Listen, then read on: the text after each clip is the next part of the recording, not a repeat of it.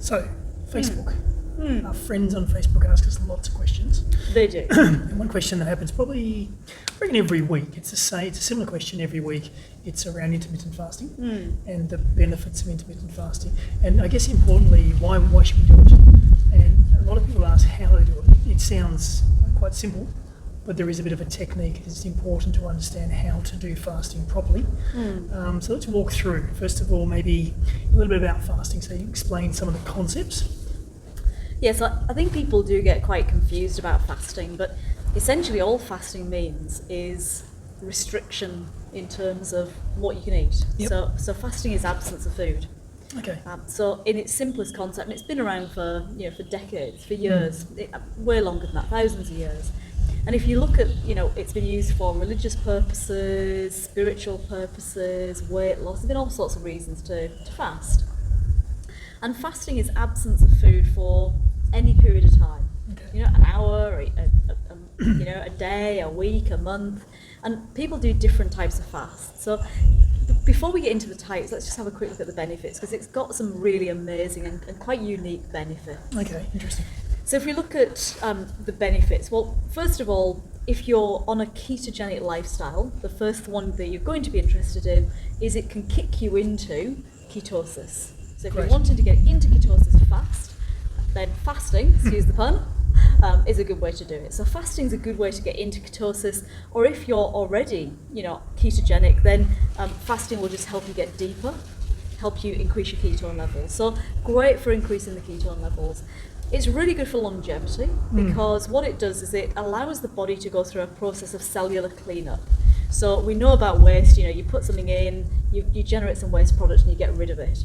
What we don't really know a lot about is how do we do that on a cellular level. So most of us don't think about the cells in our body, but right down at that cellular level, so at the very basic level, the cells basically clean themselves up. So when we're fasting and we've taken the food away, they can get rid of all the diseased cells, the partial cells, the old cells. They're a bit of a spring cleans. They get rid of those. And the longer we fast, the deeper we get into that cellular renewal. So you get rid of the cellular waste, and then you can actually start to generate fresh cells. So longer fasts generate fresh cells. So it's really good for that. It can be very good for weight loss. So, if you are looking to lose weight, then restrict your calories, and that will help you, get a bit of a boost. It's very good for gut health. So a lot of people who suffer with the digestion, when they're constantly eating, you can just imagine their digestive system is working hard all the time, and it's just constantly working, and it just never gets a break. And it's just like us, we need a break. Well, our gut needs a break as well. Absolutely. So by fasting, you're just giving the gut an extended period of time to repair itself, repair all the damage. So it's good for that. It helps you do things like retrain your appetite. It stops you desiring food 24/7 because a lot of us eat all the time. A lot of people have that. That's one of the things that we've seen is people who are used to the mentality of constant snacking, or the mentality of breakfast, lunch, dinner, snacks in between. The fasting process teaches themselves and their appetite not to expect food every 2 or 3 hours. So it's quite a good way of training both the mental and the physical side to not require food on an ongoing basis. So it's quite a self-discipline, isn't it, to fast? It is, and I think, again, look back in history, it's been associated with discipline. People who were disciplined would fast. People who did it for religious beliefs were seen to have willpower and discipline. Yes. So it does bring discipline. I think it brings, a sense of discipline into your life generally. You can build your routines around it. And it all depends what type of fast you're going to choose. All right, so run us through there's obviously different types. There are different types of everything. So when it comes to fasting, you've got your short fasting, and that's what we often call intermittent fasting. Okay. Although any type of, fast is an intermittent fast, because eventually you're going to feed yourself, otherwise you're going to die. Yes. So intermittent fasting tends to be associated with fasts that are less than 1 day, and I'll come back to that in a second. Right. You've then got longer fasts, so you might choose to fast for 24 hours or 36 hours, maybe up to 72 hours. So that sort of 24 up to 72 hours is a moderate fast. It's a reasonable amount of time to go for. For sure, if you've been a carbohydrate eater, it's going to get rid of all of that glucose and glycogen in your system, and you're going to transition, during that period of time into ketosis. Yep. So it's good if you're wanting to get rid of the remains of the glucose out of the system, and that's very doable. Yes. Some people will do a 1 week fast because there's a psychological thing about fasting for a week. And then there are people who do 1 month fasts and even longer. Right. In terms of just, so that's the duration of the fast. And then the types of fast. And this is why I think people get confused. There's a lot of information on the internet. There's a lot of different types of fast. So you can go dry fast. And dry fast means consuming nothing. And this is what a lot of the religious fasts are. So, when Muslims on Ramadan, they go from sunrise to sunset without eating or drinking. So that's a dry fast. So the first one is dry. I don't recommend it because it's very difficult. If you're in a climate like we are right now, very hot, you will find you've got potential for dehydration. So probably not a smart one and not needed. Yes. In fact, a water fast, which is the next one, is much better than a dry fast because the water is actually going to flush out toxins, waste products from your system. Yep. So water, it is what we need for life. We need water and we need electrolytes. You might add salt into your water fast. So water fast is the next one, and in a water fast you can also do things like coffee and tea, beverages that don't have any calories. Your next one then will be a fat fast.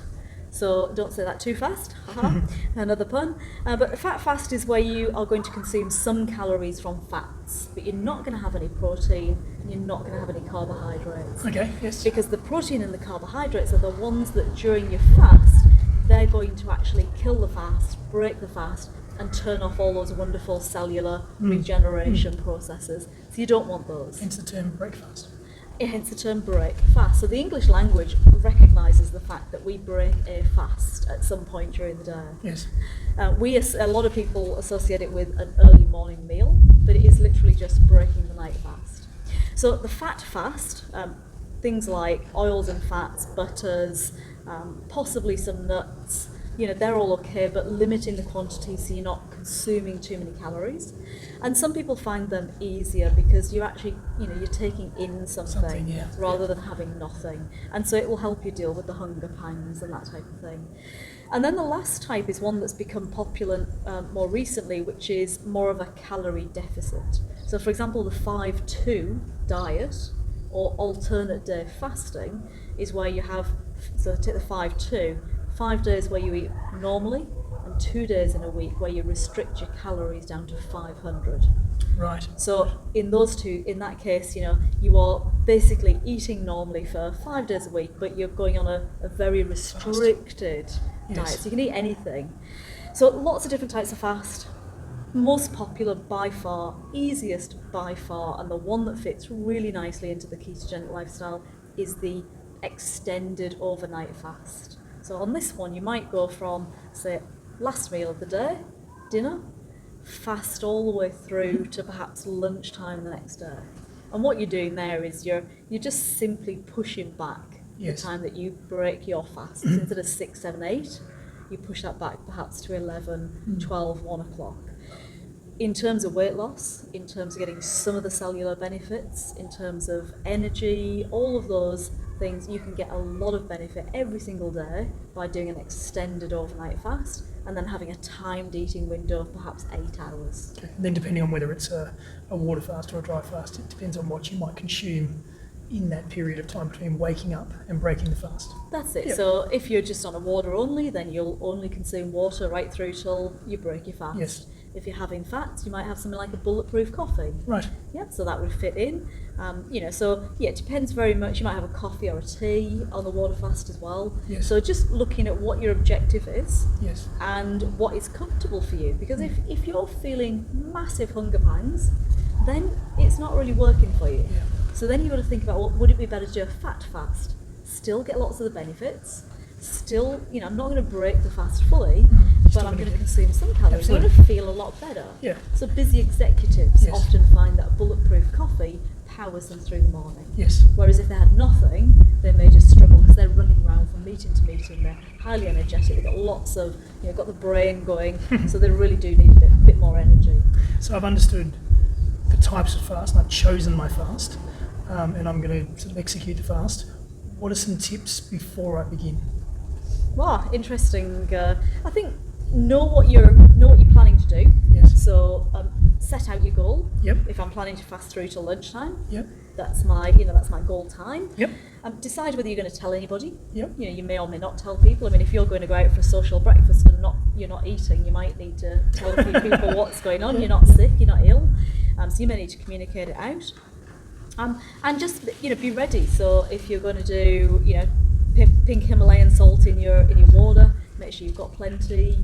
Think about what your next your actual breakfast meal is going to be. And obviously don't binge. And That's then, one of the things. well, that's the thing. So in terms of that's before the fast, the preparation. But when we come to breaking the fast, Yes. so when we get to that first meal, that's really the time we need to be careful. So having gone for that period of time and probably built up a good level of hunger, you want to be gentle with breaking the fast. So don't go all in with a 3-course meal, because that's probably going to hurt. And you're going to come out the other side, you're going to feel uncomfortable, and you're probably going to want to sleep. And Lost all the benefits. undoing all that work.